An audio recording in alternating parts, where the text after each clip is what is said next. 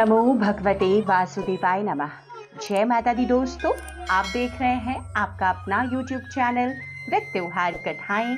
मैं हूं आपके साथ रिमझिम शर्मा। आज इस वीडियो में मैं आपके साथ देवशयनी यानी कि पद्मा एकादशी की व्रत कथा शेयर कर रही हूं।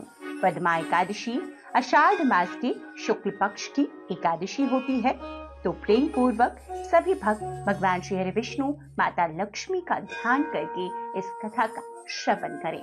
धर्मराज युधिष्ठिर बोले कि हे भगवान, आषाढ़ मास के शुक्ल पक्ष की एकादशी का क्या नाम है और उस दिन कौन से देवता की पूजा होती है तथा उसकी विधि क्या है, सो विस्तार पूर्वक कहिए। श्री कृष्ण भगवान बोले कि राजन, एक समय नारद जी ने ब्रह्मा जी से यही पूछा था। तब ब्रह्मा जी बोले कि नारद, तुमने कलयुग में जीवों के उद्धार के लिए सबसे उत्तम प्रश्न किया है, क्योंकि एकादशी का व्रत सभी व्रतों में श्रेष्ठ है। इस व्रत से समस्त पाप नष्ट हो जाते हैं। इस एकादशी का नाम पद्मा है। इसके व्रत करने से विष्णु भगवान प्रसन्न होते हैं। मैं एक पौराणिक कथा कहता हूँ, ध्यान पूर्वक सुनिए। सूर्यवंशी मानधाता नाम के एक राजा थे। वह सत्यवादी, महान प्रतापी और चक्रवर्ती थे। वो अपनी प्रजा का पुत्र की तरह पालन करते। इसकी समस्त प्रजा धन धान्य से परिपूर्ण थी और सदैव सुखपूर्वक रहती थी। इनके राज्य में कभी अकाल नहीं पड़ता था।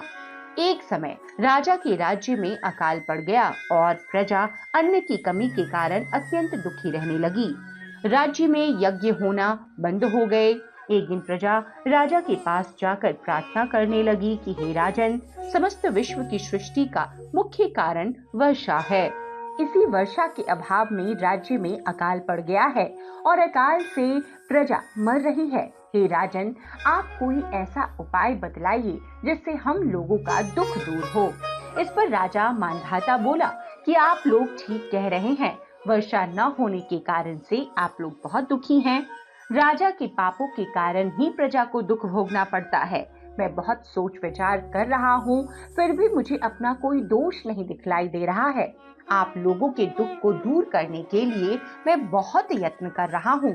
ऐसा कहकर राजा मानधाता भगवान की पूजा कर कुछ मुख्य व्यक्तियों को साथ लेकर वन की ओर चल दिए। वहां पर ऋषियों के आश्रमों में घूमते घूमते अंत में ब्रह्मा के पुत्र अंगीरा ऋषि के आश्रम पर पहुंचे। उस स्थान पर राजा रथ से उतरे और आश्रम में आए। वहां मुनि अभी नित्य कर्म से निवृत्त हुए थे कि राजा ने उनके सम्मुख प्रणाम किया और मुनि ने उनको आशीर्वाद दिया। फिर राजा से बोले कि हे राजन, आप इस स्थान पर कैसे पधारे हैं, सो कहिए। राजा बोला कि हे महर्षि, मेरे राज्य में 3 वर्ष से वर्षा नहीं हो रही है। इससे अकाल पड़ गया है और प्रजा दुख भोग रही है। राजा के पापों के प्रभाव से ही प्रजा को कष्ट मिलता है, ऐसा शास्त्रों में लिखा है।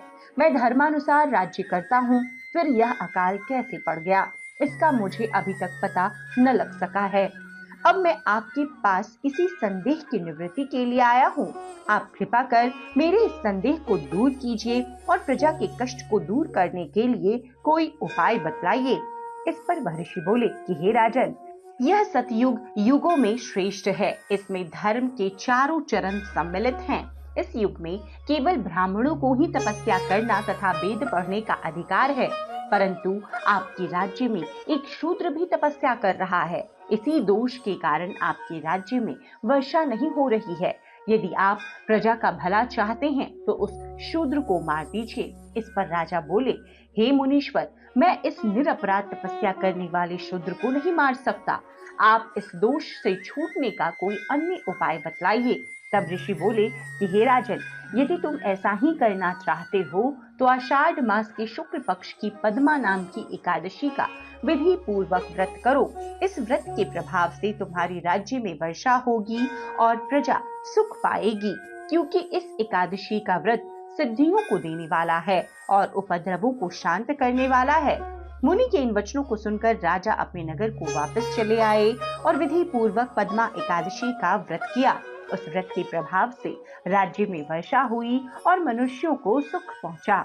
इस एकादशी को देवशयनी एकादशी भी कहते हैं। इस व्रत के करने से विष्णु भगवान प्रसन्न होते हैं, अतः मोक्ष की इच्छा रखने वाले मनुष्यों को एकादशी का व्रत जरूर करना चाहिए। चातुर्मास व्रत भी इसी एकादशी के व्रत से शुरू किया जाता है। तो इस प्रकार पद्मा एकादशी, देवशयनी एकादशी जिसे हम कहते हैं, इसकी व्रत कथा यहाँ पर संपन्न होती है। तो एक बार फिर से सभी भक्त भगवान श्री हरि विष्णु माता लक्ष्मी के नाम का सुमिरन जयकारा लगाएं। और जिस प्रकार से इस एकादशी व्रत कथा में बताया गया है कि कोई भी उपद्रव है, किसी भी प्रकार का कष्ट है जीवन में, तो इस एकादशी व्रत को करने से वो शांत हो जाते हैं। तो इसी प्रकार विधि विधान के साथ आप भी इस व्रत को संपन्न करें। उम्मीद करती हूँ व्रत कथा आपको पसंद आई होगी। कथा पसंद आई हो तो आगे ज्यादा से ज्यादा लोगों तक इसे शेयर कीजिएगा। चैनल पर पहली बार आए हैं तो आपको आपके अपने YouTube चैनल व्रत त्योहार कथाएं पर इसी प्रकार के हर व्रत त्योहारों की संपूर्णता से सभी जानकारियां, व्रत कथाएं प्राप्त होती रहेगी। तो चैनल को सब्सक्राइब करके नोटिफिकेशन के लिए ऑल बटन पर प्रेस कर लें, ताकि आने वाले समय में सभी व्रत त्योहारों की कथाएं आपको सही समय पर प्राप्त हो सके। वीडियो देखने के लिए बहुत बहुत शुक्रिया। जय श्री हरि विष्णु, जय माता लक्ष्मी।